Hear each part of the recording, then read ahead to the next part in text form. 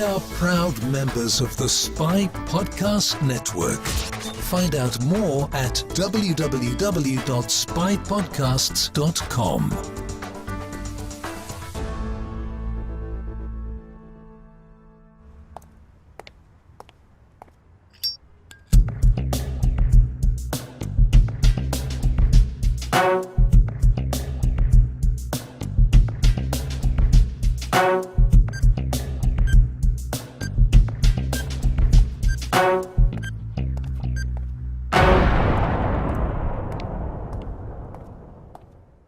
Hello and welcome to SpyHards Podcast, where your hosts go deep undercover into the spooky world of spy movies to decipher which films make the Knocklist. But remember, this information is strictly for your ears only. I'm Agent Scott. And I'm Cam the Provocateur. And Scott, I'm a sick man. Well, that was my outro already gone. That's the record timing there. Congratulations, Cam. I was hoping you'd introduce yourself as Igor the Provocateur. We'll talk about Igor later. Well, I think before we talk about the film in question, we have a very special guest to introduce. Joining us on the show this week, it is the host of the Cinema Junkie podcast. It is Beth Accomando. Hello, Beth. How are you doing? I'm doing good. How are you? Let's just say my feet are gold and I'm ready to go. All right. Well, I think before we get into the film, let's talk about you a little bit. So I actually first stumbled upon you and your podcast online because I was looking at sort of No Time to Die podcasts online, and you did coverage of that when the film came out. And I spotted that friends of the show, Jeff Quest and Gary Dexter, were just hanging around on your podcast. And I was like, well, hang on now. You got my mates on there. So I thought I'd give you a call. And then I looked on your Twitter, and you were talking about this week's film, lo and behold. So it was just serendipitous. Yes, it is.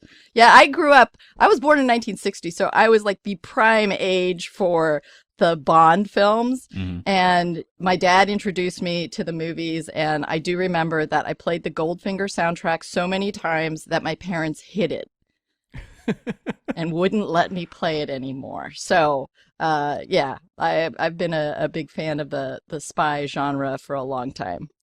So, of course, you then grabbed the Tom Jones Thunderball soundtrack and just punished them with that instead. Yes. Well, you know, they tried to keep me from doing a lot of things, but because I was obsessive about stuff, it wasn't like I just liked things. I tended to get, I collected all the Bond trading cards, and then I everything. Like I wanted the posters, I wanted the soundtracks, I wanted to see the movies repeatedly. I think I drove my parents crazy, but we all did as kids. That's entirely fair. And I want to get back. Job. Well, that's what we're all there for, I suppose. Yeah. I'll get back to your spy credentials in a minute. I just want to ask a little bit more about yourself. Now, obviously, you have a love of spy films, but obviously you host this podcast as well. So, what is it you sort of do? What brought you to do podcasts, really? I think everything related to films is my father's fault. He got me hooked on movies from a very young age. And one thing that made a huge impact on me is one day he told me I could stay home from school so that I could watch On the Waterfront because he thought it was an important film. And this is pre, DVD and VHS. So the only way you could see a film was in the theater or, when it was on TV. And he said, that's an important film, and I think you should see it, and you can skip school tomorrow. Wow. And somehow in my little brain, I felt like, oh, films must be an important thing if you can, miss school for them. But he had a real love of movies. He told me stories about sneaking into movie theaters in New York, and he loved all the old, Marx Brothers films and Errol Flynn. And so he took me to movies all the time, and I just got hooked on them. And because he took me to all the films he loved. I had a love for a lot of films that most little girls my age probably didn't. And I do remember him buying me a model kit for King Kong and the Creature from the Black Lagoon and pretending that he was buying it for his son because the person at the counter felt it was inappropriate for a little girl. And I also asked for red paint because I wanted to make sure I could paint the blood. Yes. On the model kits. So yeah. But yeah, so I fell in love with movies and all kinds. I'm not very picky about the genres. I like just about everything. Probably I lean towards horror and film noir and that kind of stuff the most. But I just love movies. They're just, you go in a darkened theater with a bunch of strangers and you watch this thing on the screen glowing, and you get to enjoy going to like wildly different places and meeting crazy characters you might not ever want to meet in your real life, and it's fabulous. You have a much nicer view of theatres than I do currently. Whenever I go to theatres, I feel like I'm just constantly distracted by people chewing on popcorn. I want to throw things at them. But hey ho, I have to admit, going to the cinema is a far better experience than watching it on your couch at home. By yourself. Yeah. I always remember there was this documentary on cinematographers, and the cinematographer who shot Rosemary's Baby tells the story where Roman Polanski told him to shoot Ruth Gordon answering the phone by shooting down this hallway, and he said, "Oh, but she's out of frame. Shouldn't we get her like in the frame?" And he says, No, trust me." And so when they screened the film, and that scene came up, and she goes in the room, and she answers the phone, and all you see is like a slim part of her arm or something. The entire audience leaned to one side to like peer around the doorway. And the cinematographer goes like, "Ah, I see." And that's something you feel like in a movie theater with other people. It's the same thing with horror films. It's like, no, don't go in that room. Or even how people are feeling right now with Top Gun Maverick as well. Yeah. So. Are you saying people are leaning in the cinema during the jet sequences of Top Gun? Oh, they're going left and right. Well, I suppose then let's go back to the spy of it all. Now, you mentioned an early love for James Bond, Mm-hmm. but I've been looking up some of your previous podcast episodes, and you've mentioned some other films other than James Bond, and the spy world, as we like to say, is much bigger than James Bond. Yes. So what are some of your favorite spy movies? Well, I also love, again, going back to like when I was a kid and the things that like really hooked my imagination. I also love the James Coburn in like Flint movies. I thought those were fabulous. And of course, I'm a huge fan of the Avengers TV show. I mean, Emma Peel was, between Emma Peel and Pussy Galore, which most people today would probably think are not good role models for little girls, but that's who I wanted to be. I wanted to be somebody who could kick ass and wear like really crazy costumes and be smart and not afraid. And anyway, so those in particular. I also like, as I got older, I also got interested in the more serious spy films. So, films like The Spy Who Came In From the Cold was something that interested me, and, some of the John le Carré adaptations also. But that came a little later when I could understand some of those more complicated ideas and not just the more fun adventure stuff. Yeah, I think Derek Flint talking to a dolphin is far easier to understand as a kid than, Little Drummer Girl. Well, plus, I grew more cynical as I got older. So, Right. You start to lean towards the stuff that reflects that sort of point of view as well. Like, yeah, it's all dark. It's all terrible. Everybody's corrupt. They're all bad. Nobody's going to save us. Yeah, not a lot of kids are like, I'm in the mood for the parallax view. Yeah. Oh, that's a good one, too. Yeah. Yeah. And Winter Kills. Oh, haven't seen that one. Oh, that's a similar style. It's that cinema of paranoia kind of thing from that era. So, but it's Jeff Bridges and John Huston. Anthony Perkins, I believe, is the one who runs like some weird master computer that oversees things. But You are selling me on this one very well. It's so good. You have me at Master Computer. I love that stuff. Yeah. $1 billion brain. I'm all about it. Sold. Yeah. This is the more paranoid kind of aspect to it. And Elizabeth Taylor has a wordless cameo, Interesting. but you can tell what she's saying. You can tell what Is she that like says. Sophia Loren in Operation Crossbow? She just sort of turns up for 5 minutes and then leaves again. We'll have to find out on the show. A little like that, yes. Mm. But yeah, that's a great one, and it's underappreciated, I feel like. I feel like it doesn't get shown or seen that often. Well, it sounds like your spy credentials check out. And speaking of underappreciated films, Cam, what are we talking about this week? We are talking about 1965's Dr. Goldfoot and the Bikini Machine, the first in a two-part series. This is the originator right here, people. I'm still shocked you didn't sing that intro there, Cam. What a shame. Feel free to go nuts, Scott. Maybe after I've had a few drinks. But when we were looking at having someone on to talk about this film, I needed someone who'd seen the film and enjoyed it, because I was worried reading about it that I wouldn't enjoy it. I won't get into how I feel about it now, but I had no experience apart from like seeing a trailer when we were putting this list of films together and deciding we finally get around to reviewing it. So, Beth, I'll put the question to you. What is your first experience with Dr. Goldfoot? Well, I can't say I remember distinctly the first time I saw it, because I did grow up in the 60s, and so those beach blanket bingo movies were something that I distinctly remember watching.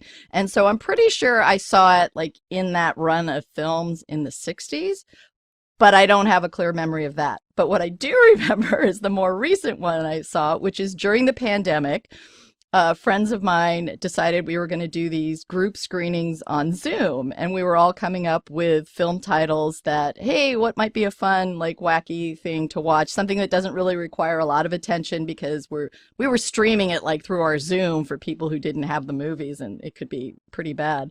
And then another friend of mine, James Patrick, who is also a Bond and a spy fanatic, gave me a list of what he called 10 escapist films. Spy films to watch during the pandemic. And so this film came up, and I said, let's watch this on our Zoom. And so half the people in the Zoom group were like, yeah, this is fun. And then the other half were like, what the hell? and I think left. A few of them, I think, bailed. They couldn't handle it anymore. So it completely divided our group. How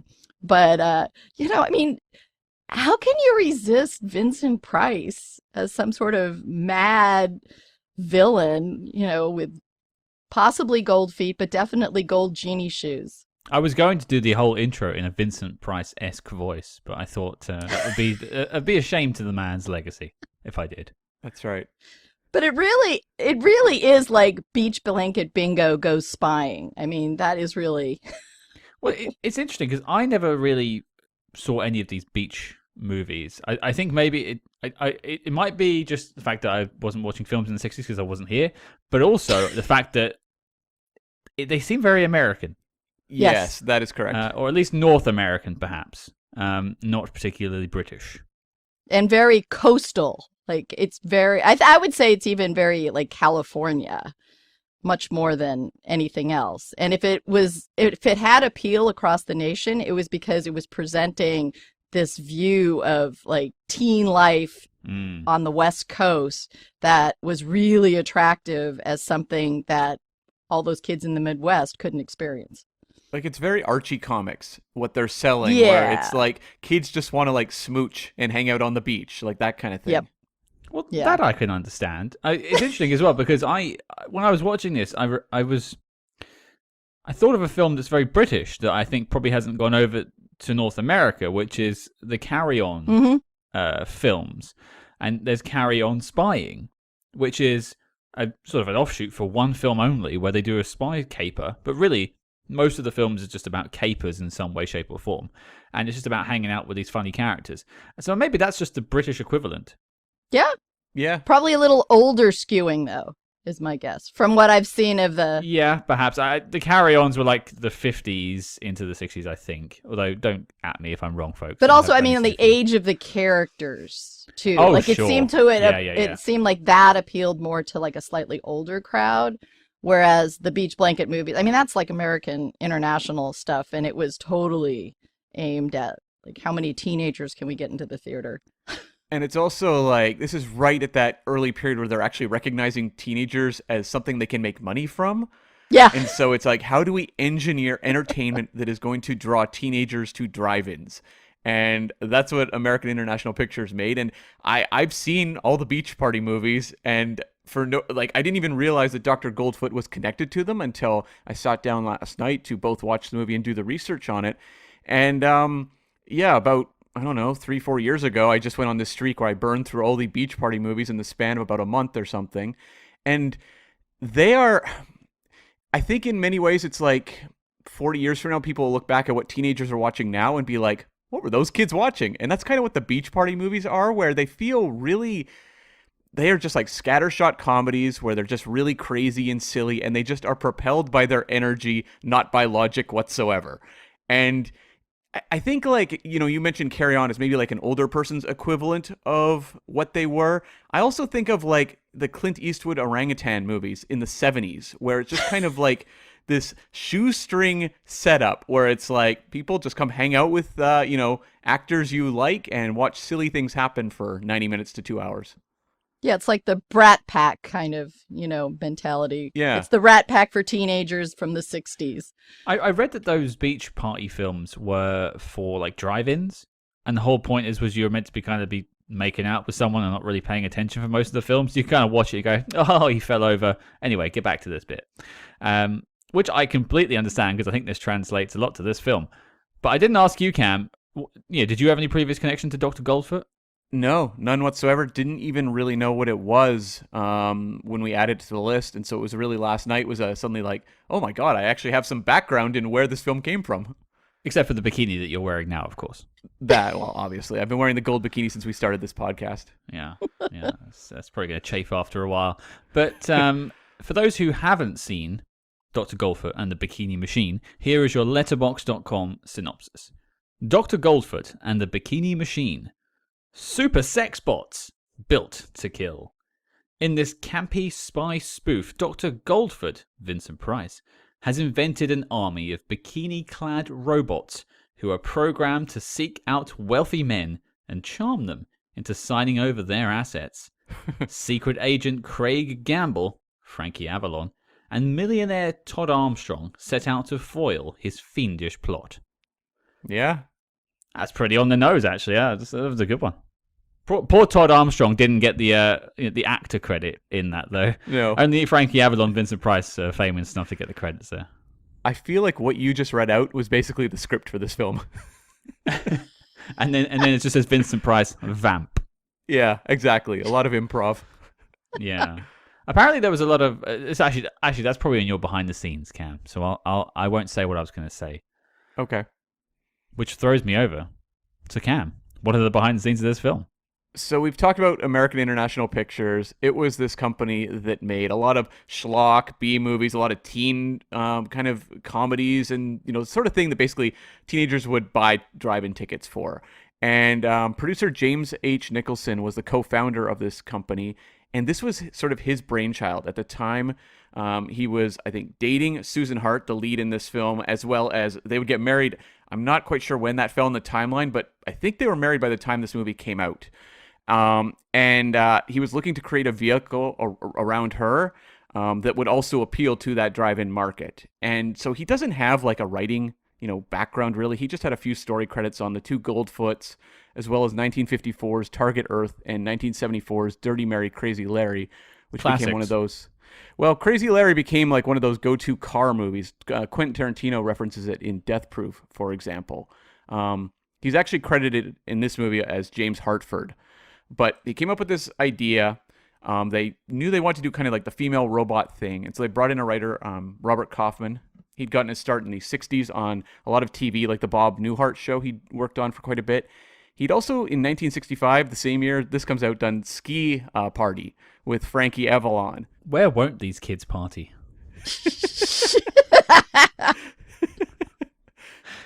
Coming to a cinema near you, Graveyard Party, starring Frankie Avalon. Actually, that's pretty dark. Oh, there's Pajama Party. There's a whole bunch. You got to have bikini or party in the title, I think, was like the necessity at that time. Yeah. And so like Kaufman, he went on to have a bit of a career. He got an Oscar nom for Divorce American Style, which he had a story credit on. Norman Lear wrote the script. And he would do a lot of kind of silly stuff like The Happy Hooker Goes to Washington and Love at First Bite, movies like that. And so originally, the movie was going to be called Dr. Goldfoot and the Sex Machine, which wasn't really going to fly probably in the 1960s as much, especially for marketing to teenagers. So that kind of fell by the wayside. And I found this note. I don't know if it's accurate, but it would seem to make sense to me in that William Asher, who directed a lot of the Beach Party movies, was at some point attached to this, but it ultimately didn't end up happening. And so they brought in director Norman Taurog, who had started as a child actor in the early 1900s before moving into writing and directing in the 1920s. And this man has a huge filmography, about 185 credits. He won a Best Director in 1931 for the movie Skippy, but he would go on and just do a ton of Elvis movies, like a lot of them. I think he did like 8 or 9 Elvis movies. He did some uncredited work on The Wizard of Oz. He directed the movie Boys Town, which got a Best Picture nomination and a Director nomination that year in 1938. And Goldfoot fell right near the end of his career, but it fell just after a movie he'd made called Sergeant Deadhead, which had starred Frankie Avalon as an astronaut who swaps brains with a chimp. I have so many questions about this film. Are you sure that the films didn't kill him? You want me to film what? Yes. Maybe it's like after Goldfoot, you're like, I cannot achieve any more than I have just achieved. Like there's nothing left. Where do you go after Goldfoot? We should just stop this show after today, I think. This is the end. Yeah, exactly. I don't know, but the Frankie Avalon swapping brains with a chimp is also like... I kind of want to see it.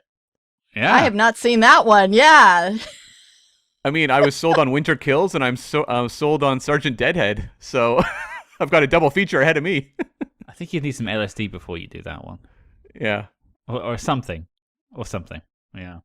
So when Norman Taurog came on, he brought in another writer to revise the work done by Robert Kaufman. He brought in Elwood Ullman, who had started his career in the early 30s, and he had worked in mostly comedy shorts. He made a ton of them, including just a massive amount of Three Stooges shorts. And this would mark the penultimate film in his career. He would make one more film after this called The Ghost in the Invisible Bikini. It's all about bikinis. It is. Man. It's the 60s. I wish I was wearing one now. An invisible one. You are. Well, I am. There you go. And this draft of the screenplay lost the musical numbers, which were something they originally had intended was to have much more of a musical presence throughout Dr. Goldfoot. So that fell by the wayside. And in terms of the production, they worked in a lot of Beach Party cameos. Annette Funicello appears in this movie, Harvey Lembeck, Aaron Kincaid, Deborah Wally. These are all actors who were quite popular for the Beach Party series. And this movie also just has some really interesting connections, like the opening credits, which I'm sure we'll talk about, were done by Art Clokey, who was the creator of Gumby.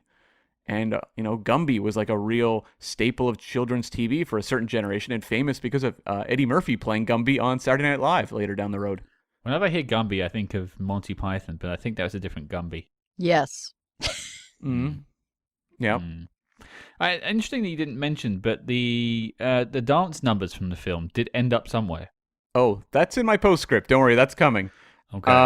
I can't wait. A few other connections. You had the Supremes singing the theme song to this movie, as you've been referencing, Scott. Very catchy.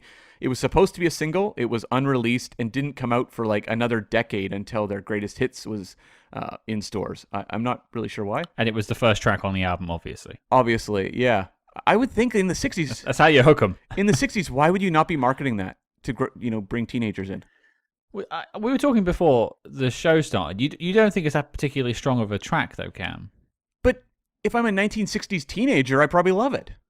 And well, we've all figured out by now you're from at least the 1920s. So I guess it's just not enough, brass in it for you or something. Me and Norman Taurog were both child stars of the early 1900s. There we go. There we go. And this film also, Susan Hart's hair, if it jumped out at you at all, was done by John Peters, who would go on to be a major producer. He would be paired off with Barbra Streisand for a while romantically, and then he would become a major producer, and they would make their version of A Star Is Born together. John Peters would oversee some of the Batman films that Tim Burton made. He's one of those Hollywood legends, and actually Bradley Cooper played him just last year. in Licorice Pizza, the new Paul Thomas Anderson film. So John Peters, a definitely fascinating Hollywood figure, and this is one of his early starts. Wait, does Dr. Goldfoot feature into Licorice Pizza at any point? I wish. Me too. Yeah. I would watch the film. Yeah. And this movie also made use of recycled footage. It was not a huge budget movie. It was the first American international film to be over $1 million. Its budget was 1.5, but that didn't mean they didn't need to work in some filler. And so you had scenes from The Pit and the Pendulum, the Vincent Price film, when they are in the dungeon here. Some of the establishing shots are taken from that movie, which was also an American international production. And they also used, just for one shot, when it shows a bunch of battleships firing on Dr. Goldfoot at the end of the film, that is footage from Godzilla vs. Mothra. So one of the other 60s classics, a movie I greatly appreciate, one of my favorites of the classic Godzilla era. There's some Beth connective tissue to Godzilla here in this film. This is all coming together. I like it. Yes. See? It is. But, that was American International. Man, if you didn't use a set at least 3 or 4 times, then you weren't getting your money's worth out of it. And recycling footage is not a thing that's gone away. Even, Star Trek 6 and Star Trek 7 recycled footage of things exploding and stuff like that. Like, it's still around. Also, Firefox, a lot of the sky footage wound up being used in Back to the Future 2. So it happens. And Firefox used footage from the Eiger sanction. That's right. Yeah. So it's all connected, baby. That's right. And so, as I said, the movie cost $1.5 million. Domestically, it did $1.9 million. International, I have no idea. I feel like this was not a movie they really released the numbers on, but apparently it did very well, particularly in Italy. Europe was successful, but Italy was where the market really was, and we will talk more about that probably when we tackle the sequel, which was an Italian production. Well, I did read it was released here in the UK because they had to change the title of it. Yeah, to Dr. G, because there was, I think, 2 Dr. Goldfoots working, and they were scared of a lawsuit. See, I've heard 2 different things. I've heard that story, and I've also heard it was to do with a potential lawsuit from Broccoli and Saltzman because of Goldfinger. I don't know. Like, I feel like that would fall under parody. I haven't heard that one.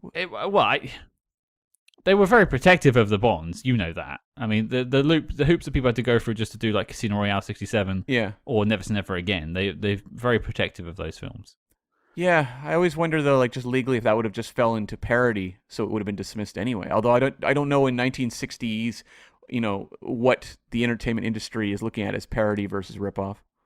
Well, I know that my friend made a film called Mutant on the Bounty, and Ted Turner sued him because it infringed on the classic quality of the original Mutiny on the Bounty. Weird. Needless to say, Ted Turner lost, but the fact that they would even sue, like Mutant on the Bounty, it's a space parody, like it's out in space with an alien. I don't know. It seemed very strange.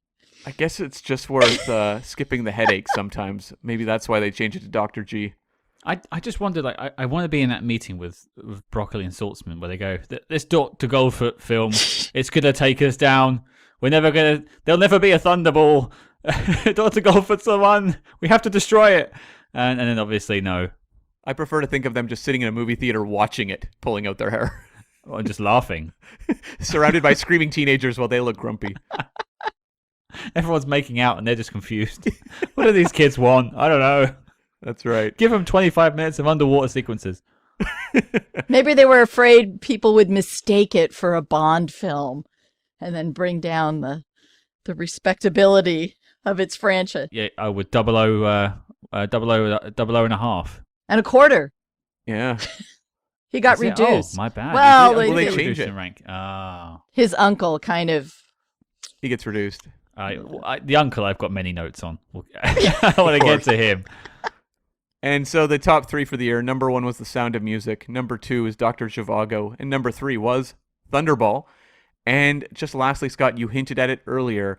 To promote this movie, a couple weeks after it was released, they aired on TV a special called The Wild Weird World of Dr. Goldfoot, and it aired on November 18th, 1965, just a couple weeks after release. But this is the era where people don't rush out opening weekend the way they do now, so the movie would have had a slowly rolling out release, so it would make sense to build steam. And it aired in place of the TV show Shindig. And Scott, you and I both watched this in preparation, and it actually on the special has some of the musical numbers that were cut from the film. I mean, they recreate them for a black and white live presentation, but yeah, you get the gist of what they were.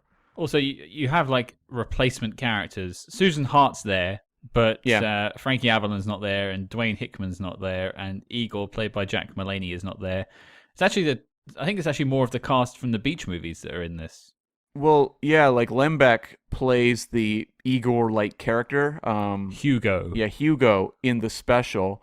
He has a cameo in Dr. Goldfoot, but yeah, he's there. And then Tommy Kirk plays, I guess, kind of the Frankie Avalon type character in the special. And Tommy Kirk was a big, he was a Disney kid like Annette Funicello, and he was also like a teen idol of the time. Well, I can tell you that special isn't making my Knocklist. It was something. It was something. Yeah, I wish I'd had more drinks before I watched that last night. But, well, let's slip on our gold shoes and talk about Goldfoot. Now, we've teased it. Beth, you've watched it a couple of times now, so you are resident expert on the Bikini Machine. So congratulations. You I'll send you some gold slippers in the post. All right. But what do you think of Dr. Goldfoot and the Bikini Machine when you revisited it for this podcast?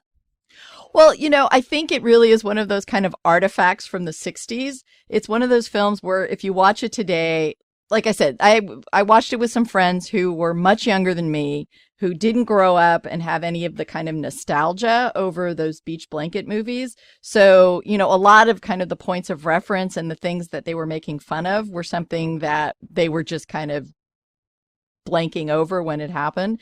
So for me, it's one of those films where it does just remind me of those times. And what was interesting about kind of American International stuff is they had these kind of dueling desires. They wanted to get the young people in, so they wanted to be kind of irreverent and a little bit risque or naughty or, pushing things to the edge. But then they also wanted to kind of tap into old school Hollywood with people like Vincent Price, and they did that in the beach blanket movies too. Buster Keaton's in one of them. So they were always trying to like throw in as many elements as they could to kind of reach to every single audience they possibly can. So you get this like real, jumbled mix of stuff. And so to me, it's mostly kind of this nostalgic fun. And, the pace of it and the style of comedy definitely feel dated by our standards. But, the things I love about it are the opening and closing songs. Like, you don't get opening credits and closing credits like that anymore, and they're just so much fun to watch and to listen to. The end credits, you've got the bikini clad dancing girls, including some just decapitated heads floating around at one point too. It's disturbing. Yeah, where's that coming from? But and it's always, and Vincent Price was such a game kind of, actor for this. It's like, sure, let's just go with this and do it. And he's really fun to watch. I just want to ask, because I'm not very familiar with American International Pictures. You both are. What's like a modern equivalent? Are we talking like asylum films where they make Sharknado and stuff like that? Or is there something else for people who have never heard of this? Well, this thing with American International was they made movies like this, but then they would also do like Edgar Allan Poe adaptations, like Pit and the Pendulum and The Raven. And so it's like they were kind of these, fairly cheap horror films. So some of them are actually legitimately good. Like I would recommend them to people. So in that way, a little bit of like the Blumhouse model, which makes low budget horror now, and a lot of them really do blow up, and some of them are really good.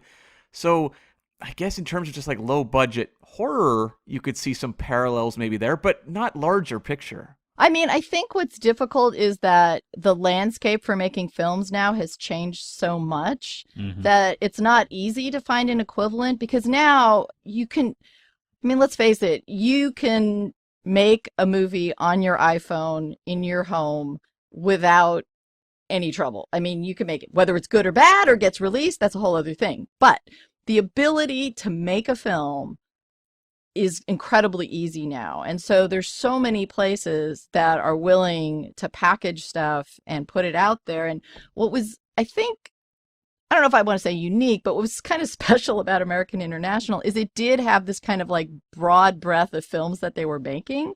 And so they made total schlock and, and stuff that was ridiculous. But they also, like so many people got their start, people like Scorsese and Peter Bogdanovich, and I think Francis Ford Coppola made stuff with them, and later on, Ron Howard. So, like, it was a real place to learn. I mean, Corman would let you come in at kind of any level and just say, like, if you're willing to do the work, then yeah, you can make something here. And if you come to me with an idea and you can reuse that set I have over there, then I'll let you go ahead and make that movie. So it was this interesting space where people could actually get like a film education that was sort of unique, and you didn't have to come in with anything else. And so I'm not sure there's any place now that kind of reflects that aspect of it, that kind of, I mean, maybe you could say trauma.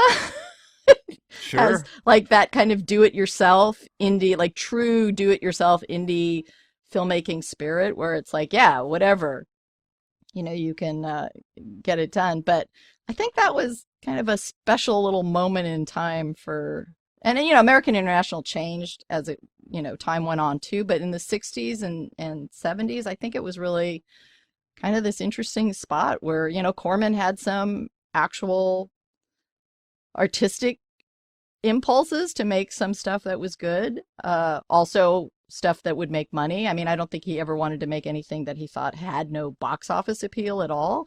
But he definitely wanted to make good films, but he also wanted to make money and keep his company afloat. So he would make other stuff that maybe wasn't quite so good, or, take some foreign film and redub it or whatever. And the thing with American International as well is they crank out so many movies that it's like, because there was just this endless stream of content coming out, it gave a lot of, as Beth said, like all these filmmakers an opportunity, because they're like, we need to make like 17 movies this week. Who wants to make one? And so it's like, even like actors like Jack Nicholson show up in, some of the Roger Corman films. And it's just like this breeding ground for talent. And, it's just a really fascinating era, and I go back and watch some of these movies now. Like, I can't remember if it was American International, but it was a Roger Corman movie. I watched Bucket of Blood not too long ago. And, like, that is a really fascinating horror movie talking about kind of beatnik culture at the time. And so, we're talking about Dr. Goldfoot, which is maybe a more silly, just kind of broad comedy, but they actually made some things that are genuinely fascinating to go back and rewatch. But they all have bikini in the title. Well, one would hope, but no. Oh. 50% of them do.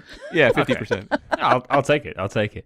Well, it sounds like Beth is still on the Dr. Goldfoot hype train, which I like. Good. Cam, where do you sit? I think so. Yeah, as I said, I watched all the beach party movies, and I would be really interested to know. I mean, Scott, you'll be the best test for this. What my reaction would have been had I not seen any of those movies and I just sat down to watch Dr. Goldfoot. Because, like, just wait. When I sat down last night, I'm like, oh, I know this tone. I know this vibe. This all feels like the sort of thing I've seen in, the beach parties, ski party as well. Same kind of energy. And so I was like on board for it for 90 minutes. Like, I enjoyed it. As is so often the case with beach party movies, 90 minutes feels long. Like, there's a point by the time you get to the end, you're like, we could have wrapped this up in about 75, I think. It feels often like characters are just kind of running around for the sake of running around. And there's a lot of chase scenes in these movies. The way that, like, if you go back and watch classic Disney live action movies, they will always find a way to wedge in like a 12-minute chase scene. Well, that's the case here as well. And that's where my patience begins to wear a little thin. But I would say, like, I sat through it with sort of like bemused almost indifference, but like an enjoyable indifference, where I'm like, this is really silly. I'm finding a lot of elements that are a lot of fun to watch. I love the kind of colorful energy of the movie, but it is exactly what it is. And I'm sure that, teenagers in the 1960s would have really enjoyed it in a drive-in. Is it something that you can sit down in 2022, throw on and be like, what a riveting night, watching movies? Probably not. So speaking of my thoughts on the film, yeah, a great pivot there, Cam. Well done. I haven't seen any of these beach films, but I've seen a lot of spy films and a lot of 60s spy films. So I had no idea what I was getting. But boy, did I not expect any of this. I watched it twice, as I usually do. My first viewing, I was perplexed at the best of times. Now, don't get me wrong, Vincent Price is a star. He is the best thing about this film, hands down, and that's why the film is named after his character. We understand this. This is fine. But everything else around him, I just feel like it's as wonky as the sets that they're acting on. The cardboard computers? Yeah. Bleep, bleep. It's like being on the set of the original Star Trek. It's like just, gummy bears for buttons. Yeah. I was waiting for like a laugh. I was just sitting there going, okay. Oh, yeah, they're chasing each other again. Oh, San Francisco for 10 minutes in a car, and then a buggy, and then a bike. Okay. Oh, it's over. Okay. What did I just watch? Like, I had no sense of a plot or a story or anything particularly. Like, there is a story, like trying to get the money off of these people. That's kind of there, but everything I look for in a film wasn't really there, except for some fun performances. But even then, it feels like Vincent Price just sort of vamping. Like, it feels like there's a lot of ad libs in this film. And then I watched it again. Oh. Yeah. I took 2 days in between my viewings to recover. Yeah, I needed it. Watched like the Wild World of Dr. Goldfoot. That's even worse. Yeah, that's a bit of a sit to get through. That's rough, and that's 30 minutes, and you're checking your clock after 5. But yeah, I went into the second viewing with no expectations whatsoever. I didn't really enjoy it the first time round, and I gotta say, the second time round I didn't hate it as much because it was just kind of like, oh, we're just hanging out. And I was like checking my phone, and I looked back, and nothing's really happened. So all I was left with was like the fun performances from, say, Susan Hart. I think she's really good in this film too. Yeah. Especially like there's bits in this film I really enjoy, like when she's actually being a robot. The stuff at the beginning where she's walking around and the guy shoots her, and they just give up because they can't understand why there's 6 bullets and not killing her, and they give themselves over to the police. That's funny. The milk pouring out of her from those bullet holes. That's funny. There's bits where this film works, and then there's bits where this film doesn't work. And that's usually where Frankie Avalon's on screen for me.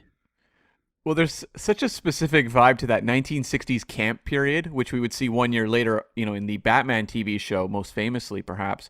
And the Beach Party movies have that just across the board, in that they don't really have stories, as you were saying. It's more like a premise, and then how many gags can we wedge into this? And sometimes that approach can age really well. You can throw on a movie like Naked Gun, and it really does hold up. Whereas sometimes it feels very grounded in its era in a way that feels almost incomprehensible to, a future generation. I think that's one of the things with the Beach Party movies. They're fun to watch if you can meet them on their wavelength, but it's also like, it's almost impossible, I think, to sit down like a 15-year-old now and be like, let's watch Beach Party. I think they would be just completely baffled as to what they're watching.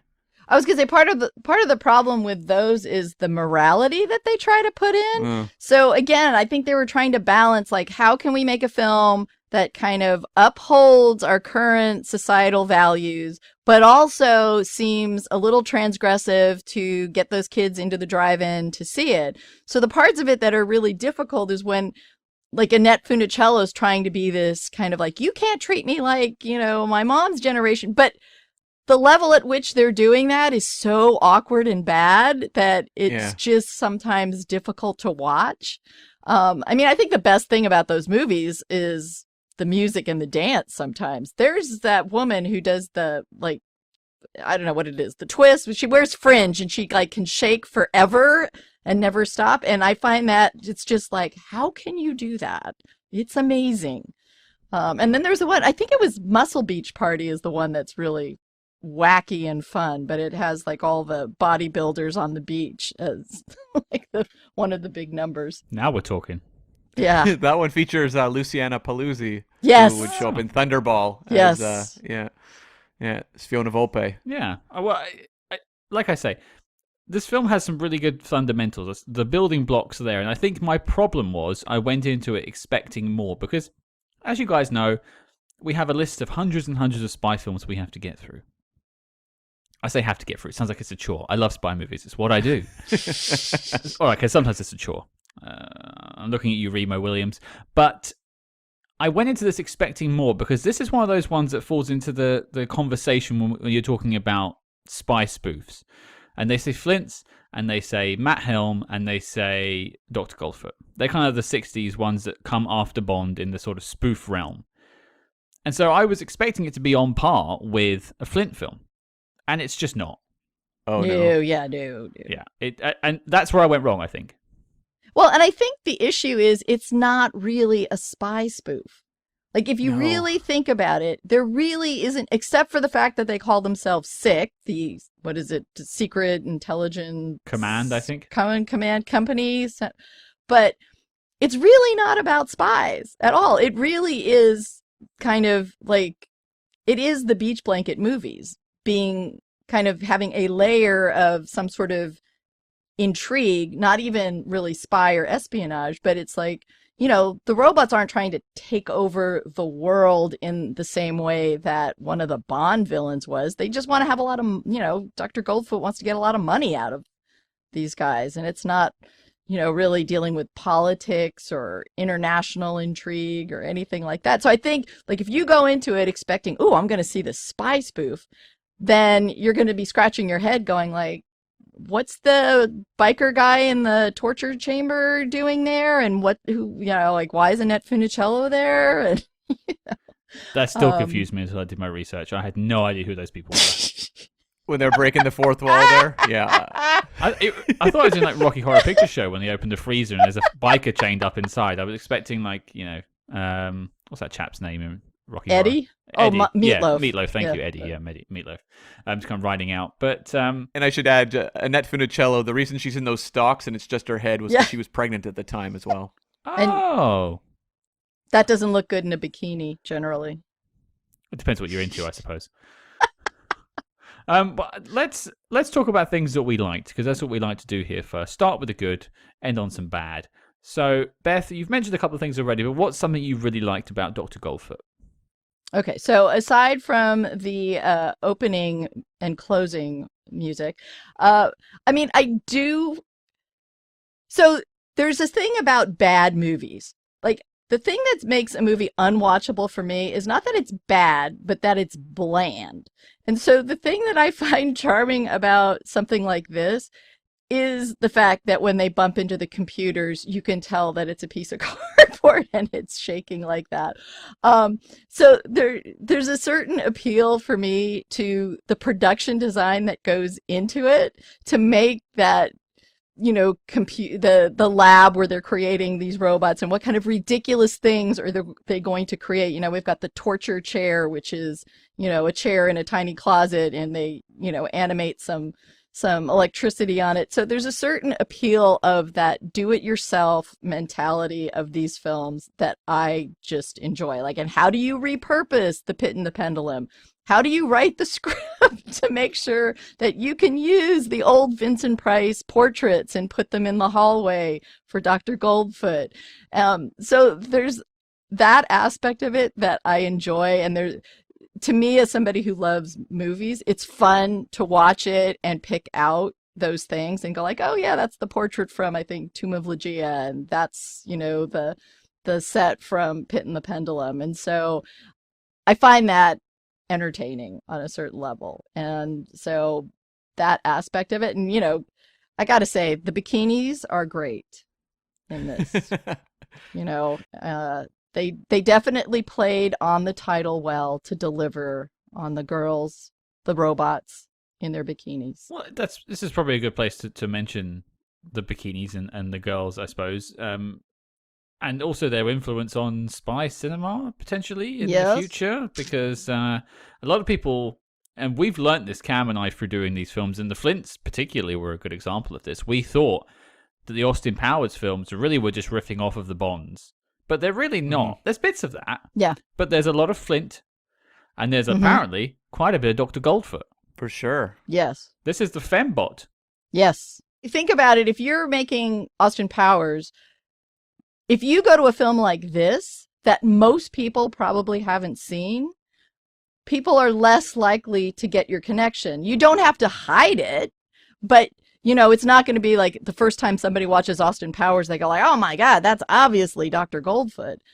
Most people saw Austin Powers and said, oh, wow, they're riffing on Bond. So, to me, it's like, yeah, if you're going to steal from something, yeah, maybe go for something a little more obscure to get some of your ideas and fuel some of that comedy. And also some of the concepts felt original to people who were seeing Austin Powers, like, oh my God, what a wacky, crazy concept. Whereas it's like, well, in the 60s, this was normal. But what I really love about this movie is something you just talked about. I want to just kind of jump off of where you are, which is like just the creation of this world on a shoestring budget. Because like I've seen a lot of very expensive movies and TV shows the last, 5-10 years that are shot in hallways, office rooms, things like that. Like they feel very uncreative and a lot of just like, okay, this is very visually flat. This is a movie that really didn't have that much money, and yet it's like every frame they're trying to inject something. Even like the office building, where Sick operates out of. Yeah. I mean, what's the budget on that office? It's not much, but they're finding ways to make it look crammed and kind of weird, and every time it shows up, it's very visually memorable. You look at the like opening where you have that like fast motion shot going down the winding Lombard Street in San Francisco, and a lot of travelogue shots of San Francisco. They all look beautiful, and then they recycle a lot of that stuff in the chase at the end. It's like ways to save money, but it looks really beautiful, and so that's the sort of thing that nowadays I watch a lot of films and I'm like, this looks, comparatively quite cheap in comparison to when I watch even a low budget movie in the 1960s. Well, it's interesting because you actually went to San Francisco a few years back without me, Cam. I was supposed to come on that holiday, but I think you've been on that street. I ran up it, yes. How was it? I mean, it was like as presented in the movie. It hasn't changed that much. When they were doing some of the travelogue shots, other things have changed, a bit. Some of the trolley cars look a little different now, but it's great seeing Lombard Street. It's a very beautiful location to visit if you are in the neighborhood. But just to go with your point, Cam, I think it's a success, absolutely. And you look at like the dungeon and the lair of Dr. Goldfoot and his estate. Yeah. I forget what it's called in the film, but just like the Bikini Machine itself. Let's be honest, it's cardboard with some aluminium foil over the top. That's all it is. But it looks good, and they've got the whole like dolly wheeling the girls out. It just looks like a world. Okay, it doesn't look like it was done on today's budget, but people go back and watch Batman from the 60s. They go back and watch Star Trek from the 60s, and they just love the story. They don't really get fussed about the set. And I think this film actually has a good set, but it doesn't have a good story, not at all. But it's nice to see a little bit of production value, even if they are really on that shoestring budget. And you look now at how they are spending millions and millions and millions of dollars trying to evoke those cardboard sets on things. Like, the new Star Trek show, Strange New Worlds, is trying to evoke that 1960s Enterprise, which was not, a big, crazy, elaborate, expensive-looking set. So there's something about what they were able to achieve on these budgets back in the 1960s that I just find really impressive. And a movie like this, it can wear out its welcome, because it's kind of set to the frantic setting a lot. At a certain point you go, okay, this is getting a little tiring, but I never get bored of watching just the visual imagination as the movie goes through. It's doing its best to keep me engaged just by giving you, good art direction and set direction. And to be fair, I do also want to pose a question, because I've seen this in quite a few 60s spy films. Beth, you said you were around in the 60s, so I'm going to put this question to you. Yes, I was. Did every household have a revolving bar? Absolutely not. Oh. It was in the Liquidator. It's in this. I really wish people had like bars that came out of the floor, or like revolving walls. That seems to be a thing as well. Oh yeah. No, I mean, I think what it was is that's what people wanted. Like that's what was presented to you as like, oh, this is really cool. This is something that you could actually do in your house. And so it was the, I mean, that's what Hollywood is always good at, is giving you, showing you stuff that you may not have, but that you want. And I mean, I remember that stuff in a lot of movies also. And it was always, I mean, that was meant to define like that kind of bar thing. That was meant to define like the swinging bachelor pad.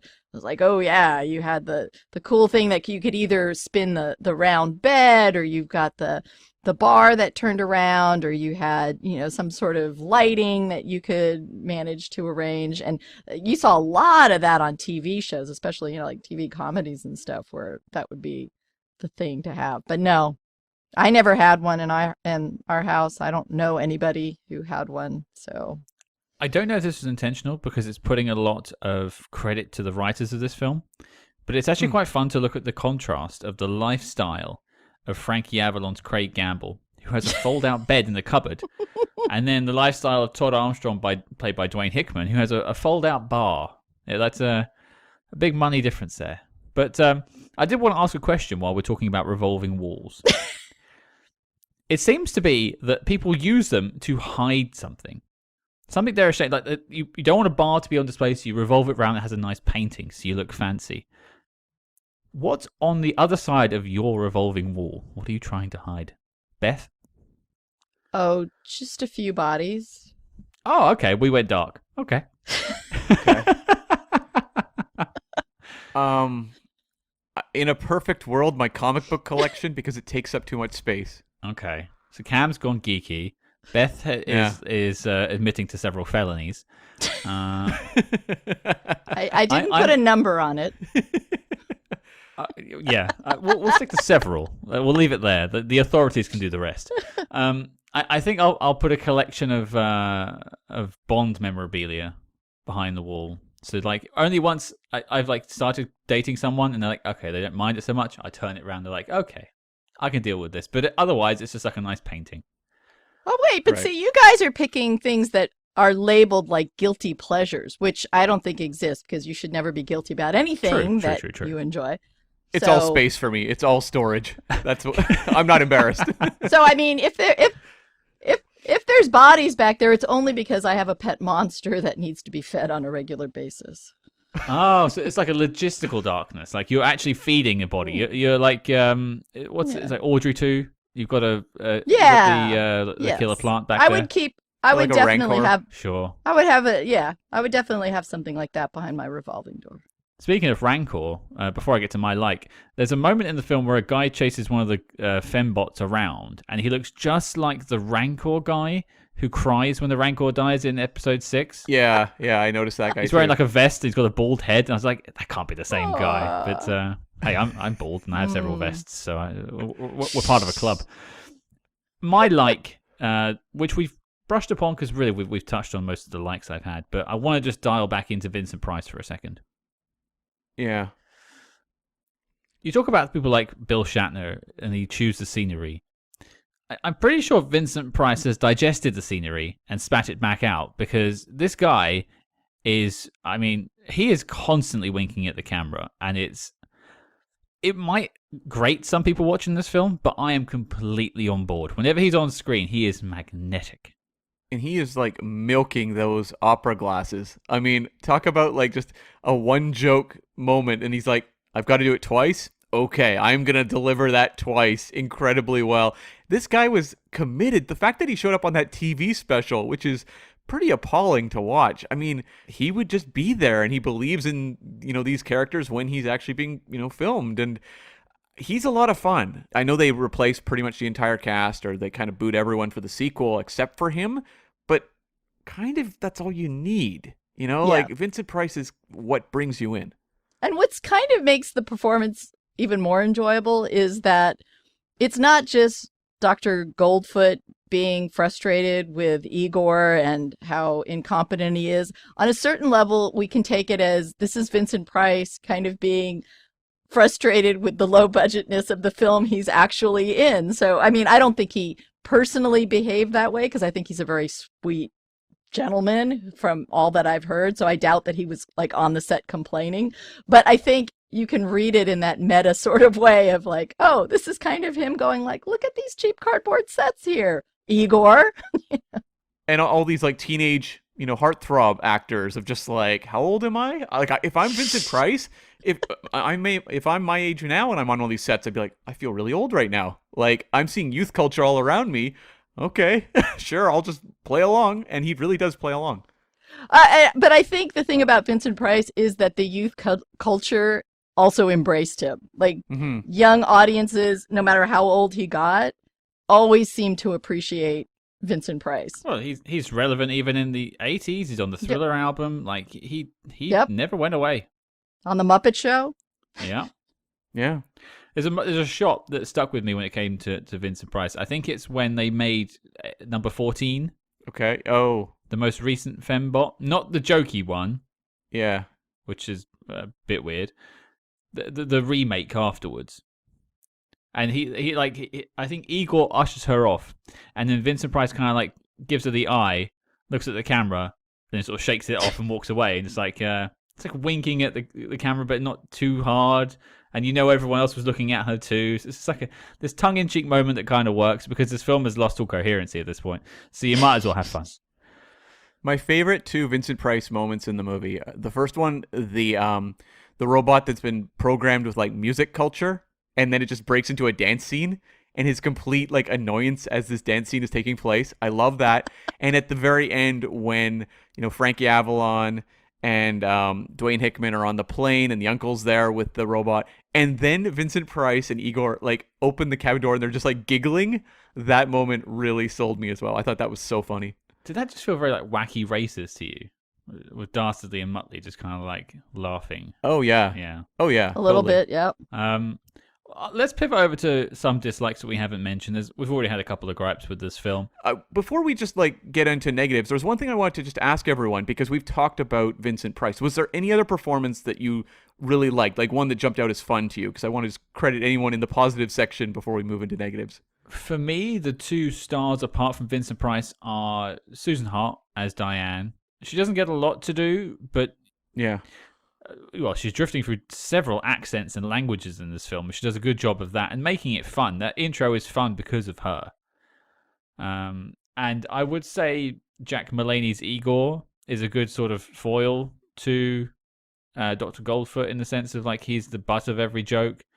It wears on you a little bit towards the end of the prison sequences, but at the start where he like messes things up and he'll like overstep the mark and get swatted down, that's just kind of fun to watch the dynamic between two of them. Yeah, I would say that Susan Hart is fun to watch in this, and Igor at the beginning.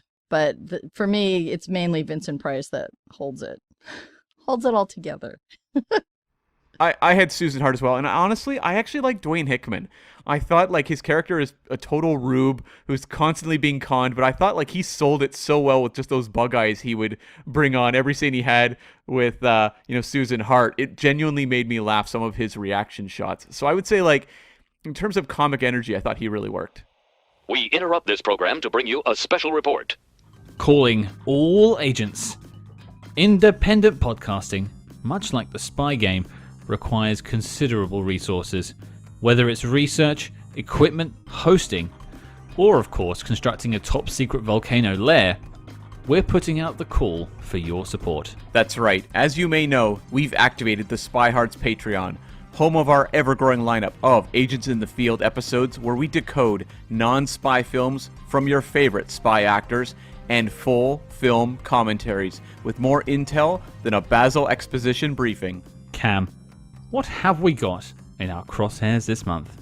The Avengers commentary is live, and we are going to a galaxy far, far away to take on Star Wars Episode 1, The Phantom Menace. Now this is podcasting. And if that sounds delicious, then become a true spy hard today and join the circus at patreon.com/spyhards. But before this message self-destructs, Cam, resume the spy jinx. Okay, we're being very nice about this film. We have to give it some critiques because that's what we're here to do. I'm going to start us off because it's something we brushed past earlier. I think Beth mentioned it, and I want to talk about it a little bit more. The spy stuff in this film is really sort of crowbarred into it. Like it really doesn't have any place. The jokes are funny. The sick stuff is funny. The 00 and a quarter, 00 and a half is funny. But it's like they just added. It's like they've written the script and then just added in some spy jokes. We've had films on this podcast before that were very on the verge of not being spy films. I would say this is more spy film than they were, but only barely. Yeah. I mean, it feels like it's more of a 60s pastiche. And they were like, well, spy films are really popular because, Dr. No launches in 62. This would have probably been in production around the time of Goldfinger's release, I would have to think.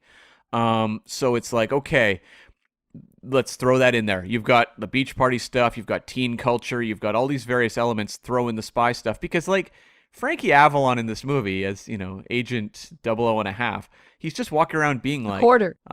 Yeah, I know. Yeah, quarter. He's just like popping into scenes being like, hey, I'm a secret agent. I work for SICK. And I'm like, I don't really understand how this organization works. It feels like they just kind of threw it in as a gag. James Bond does exactly the same thing, let's be fair. He tells everyone who he is. That is a good point. But he also, his only involvement is really to try and find the girl that he was hot for. I mean, there's really no spy aspect to it, whether or not he's an agent. Because all he wants to do is go rescue Diane because he thinks she's cute. Well, it's like, with License to Kill. Bond isn't really doing any spy stuff because he quits the Secret Service. It's a revenge story because of what happened to Felix and Della. Yeah. Which it works because you're invested in the character of James Bond. But if you started with License to Kill, you think, well, this isn't a spy story. What are we doing here? And this film does the same thing. Yeah. Well, it's like it feels more like once you have him and the Todd Armstrong character trying to like solve things, it feels just like two crazy kids investigating the weird old man in the old building. Like that's kind of what it feels like, more than like anything to do with secret agents. It's a Scooby-Doo story. Yeah, Sort totally. Of, yeah. I mean, I wonder if they had a script lying around that had to do with like a mad scientist creating robots to steal money, and then the Bond movie was popular, and suddenly somebody goes like, oh, well, if we add an element of James Bond, maybe we'll make more money. But they still had the other script, and so they're like, all right, we'll just add those scenes with, what's his name, Fred Clark. Well, they were clearly successful because we're talking about it now. The dastardly men, how dare they? Beth, what about you? A dislike you haven't brought up yet? I think the thing that made me most frustrated was the endlessly long chase at the end. I just felt like it completely lost all the pacing. Not that it had great pacing up until then, but like I was game for it all the way until the chase. And then it was just like, what? Like, how long does this take? And the gags aren't that funny. And it just, and the way a film ends can sometimes determine how you feel about it, just because that's your last thing you're exiting with.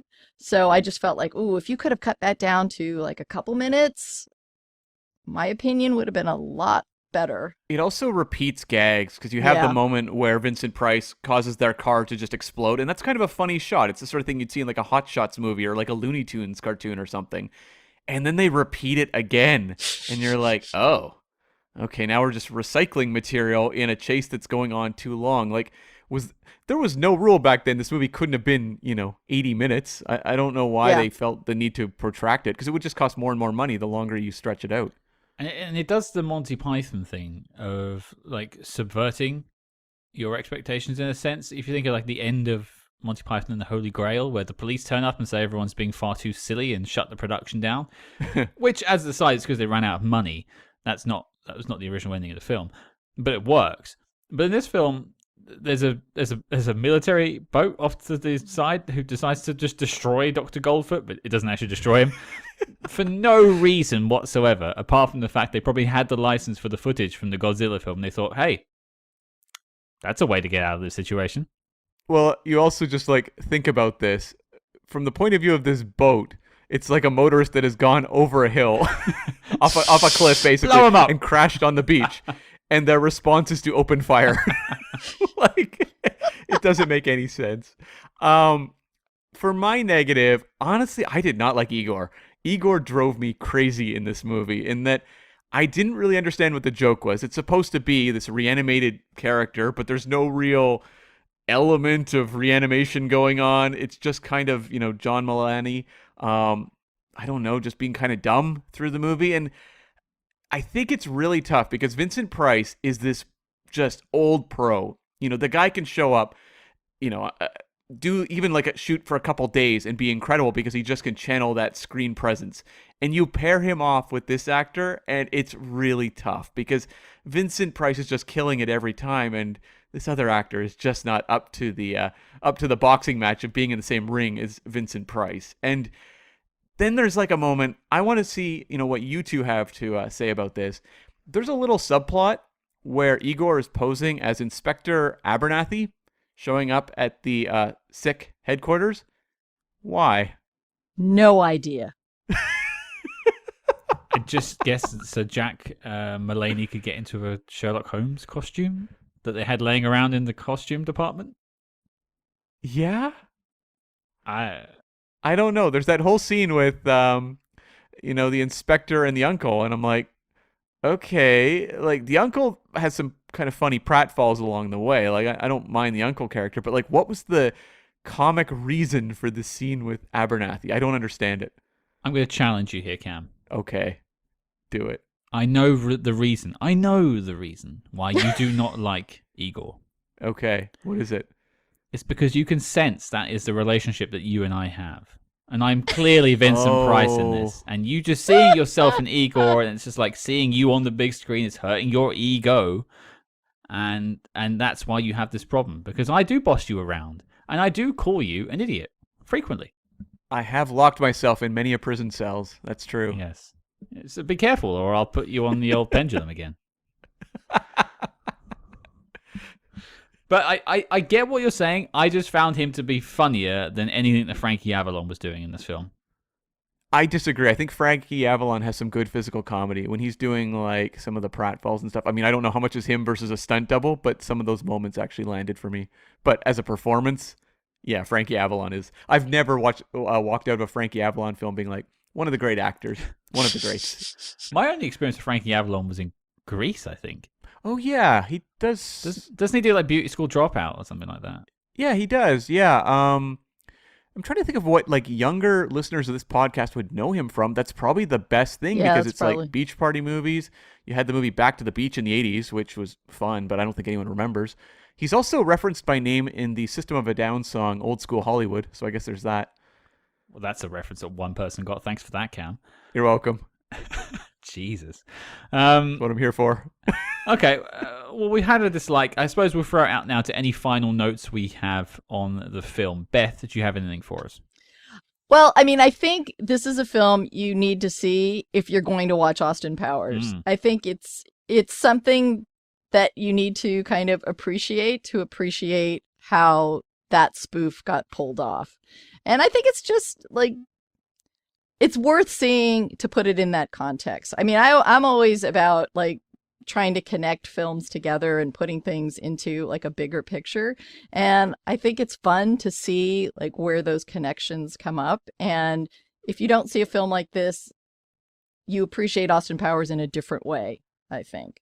So I would recommend just giving it a watch. Maybe check out Before the Chase. Yeah. Or fast forward through the chase and then get to the end of the, silly cockpit scene. Well, that's what we're here for. We watch the films people don't have to sometimes, and we take those bullets, those Goldfoot-sized bullets. Yes.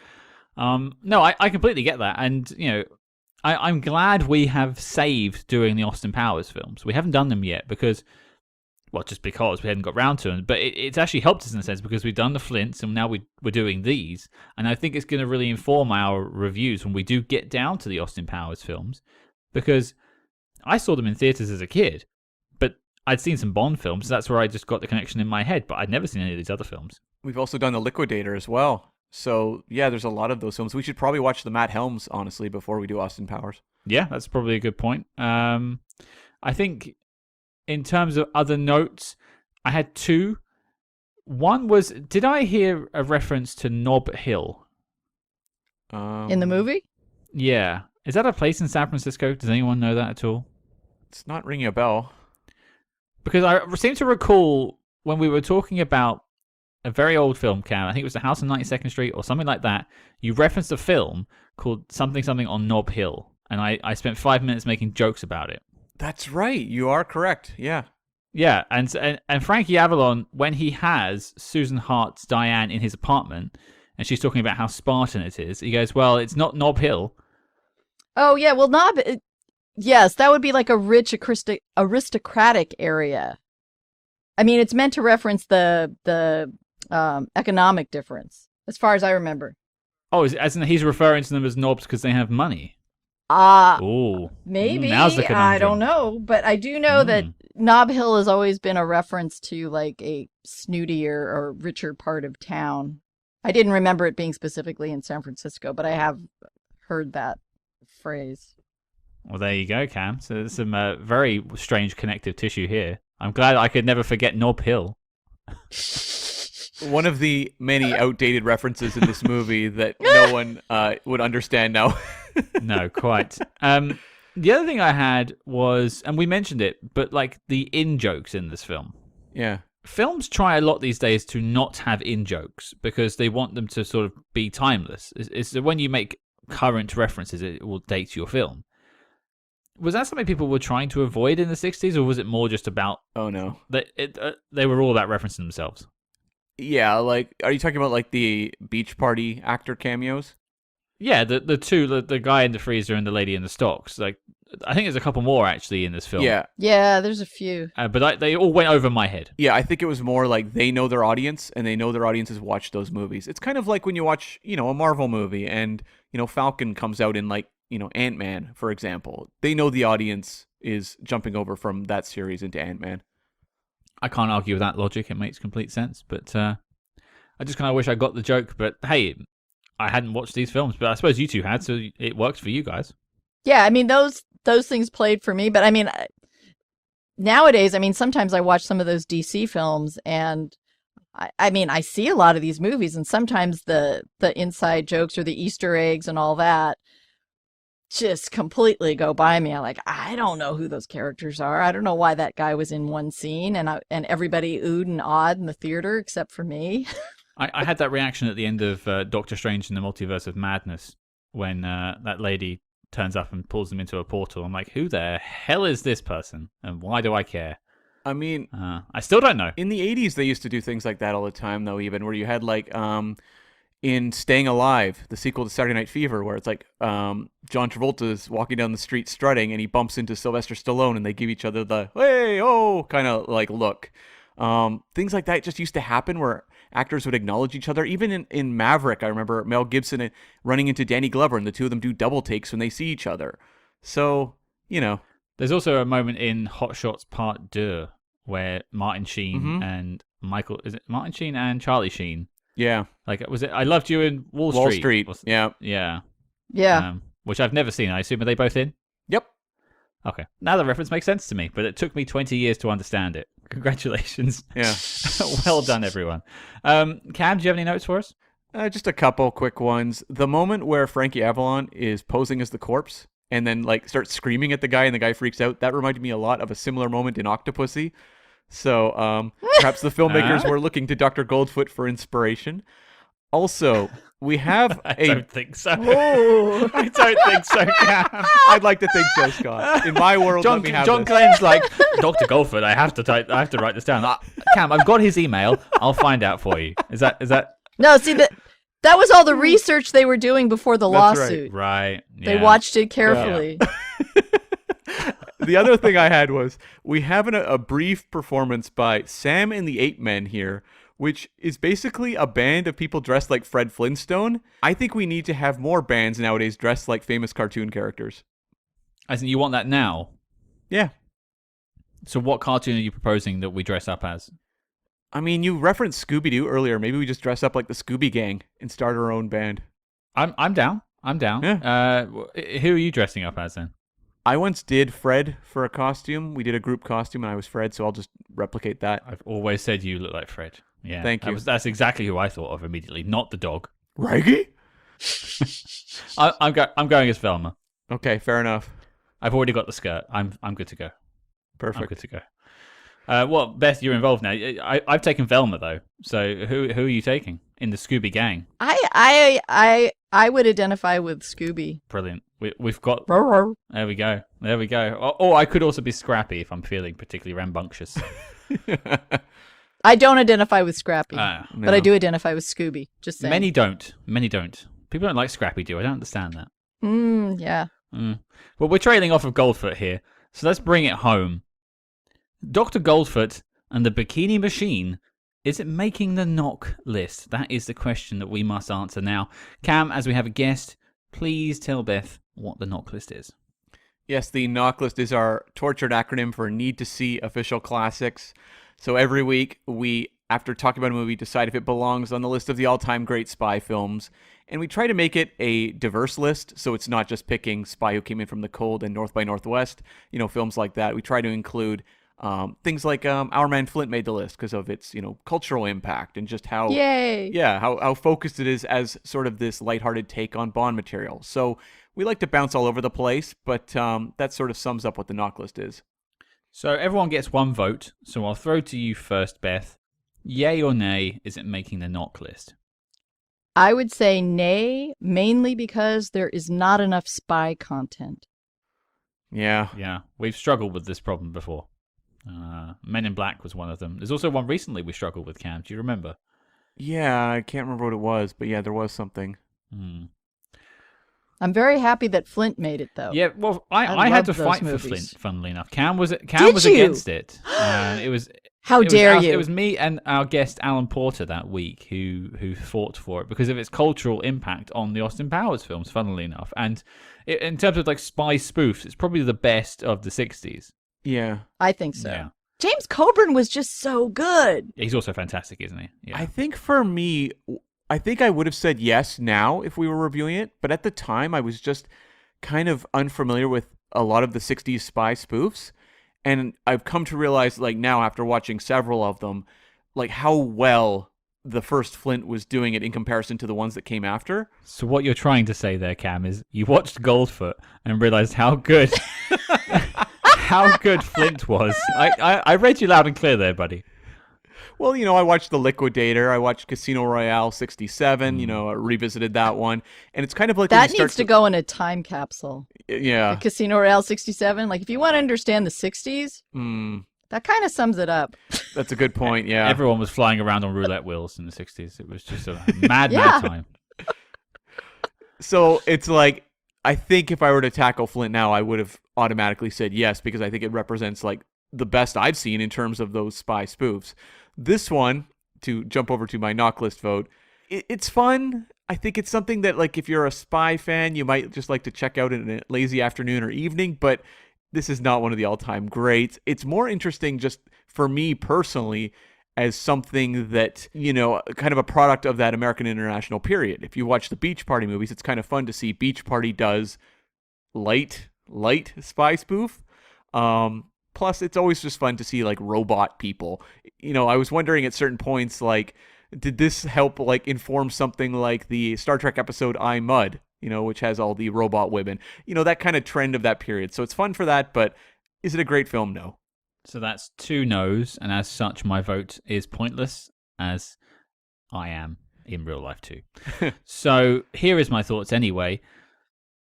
It's a no from me. I don't think that's a surprise listening to the last hour and 20 minutes or so of this podcast. But what I will say in the film's defense is you're not going to get many outrageous performances like Vincent Price's in the spy genre, looking at our hundreds and hundreds of films that we have tackled and will be tackling down the road. So this is kind of a fun anomaly. I think this film is probably best tackled in a group setting.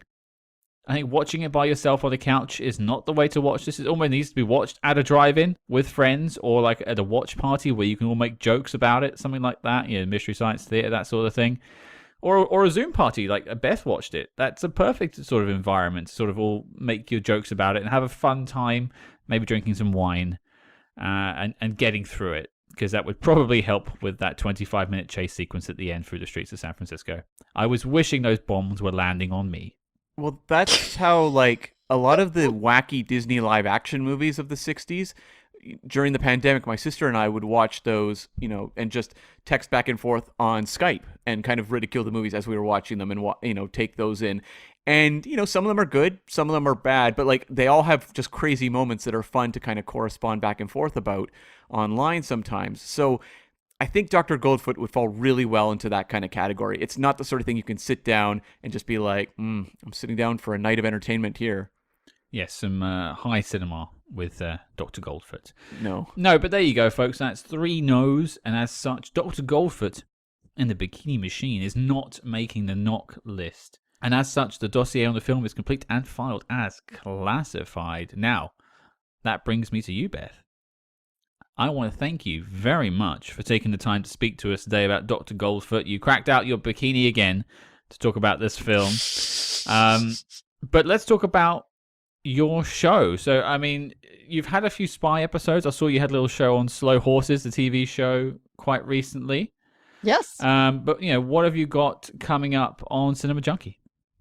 Well, I'm on a season break right now, but I will be coming back. One of the shows coming up is going to be with Nora Fiore, who is the nitrate diva.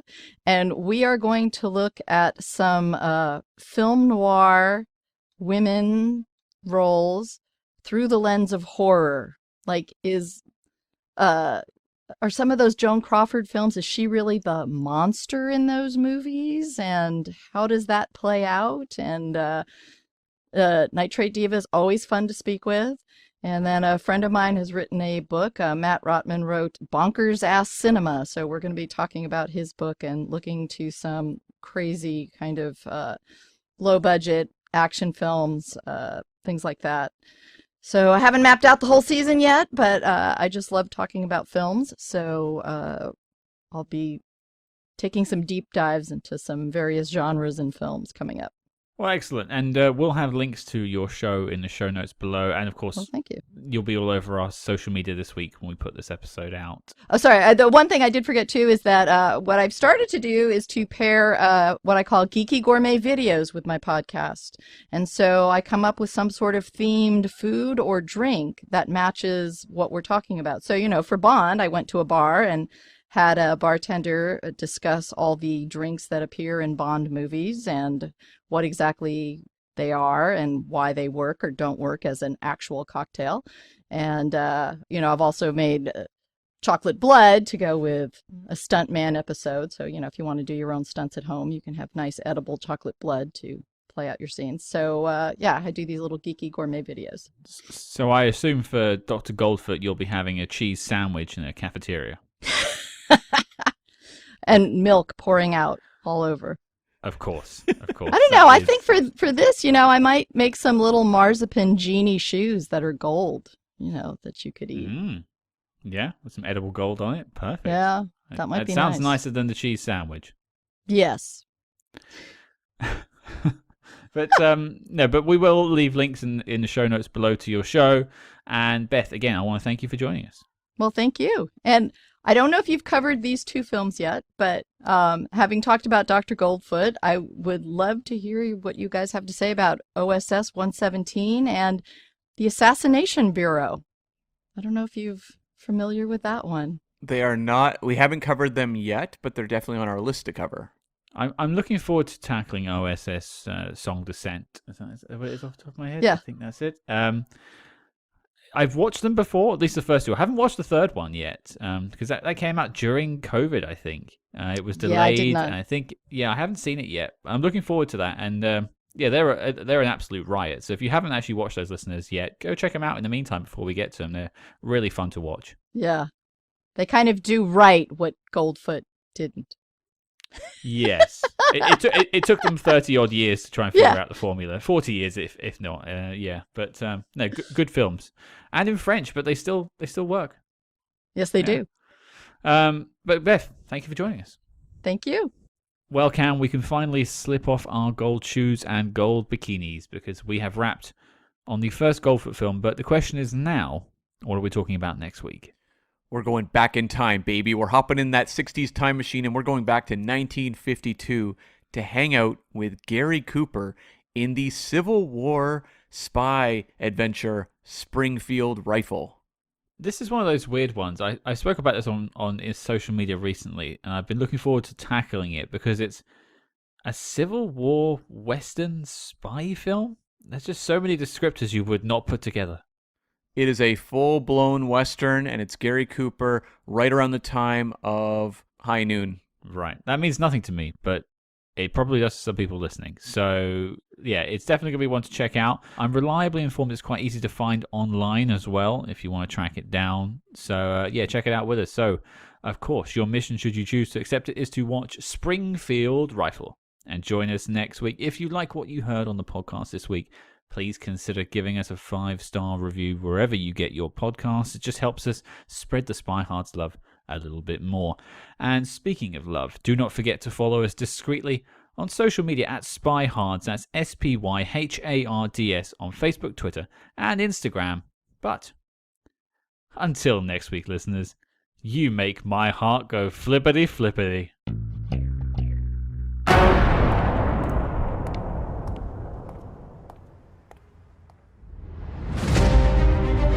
He never introduced himself by name, and then he excused himself, and there I was now communicating with somebody from the KGB.